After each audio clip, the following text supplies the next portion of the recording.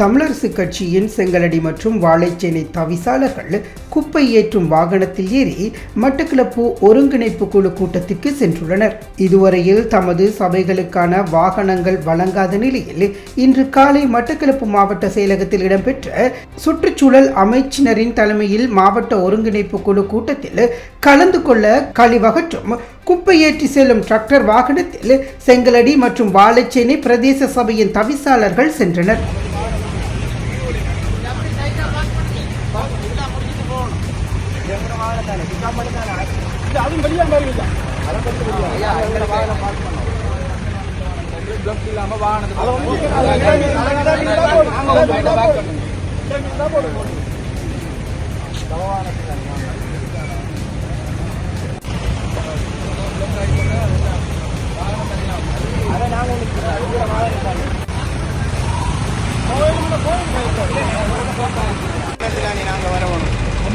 இருக்கிற வாகனத்திலானே நாங்கள் வரணும். சபையில் இருந்த வாகனத்தை பிரதம செயலாளர் எடுத்துட்டாங்க.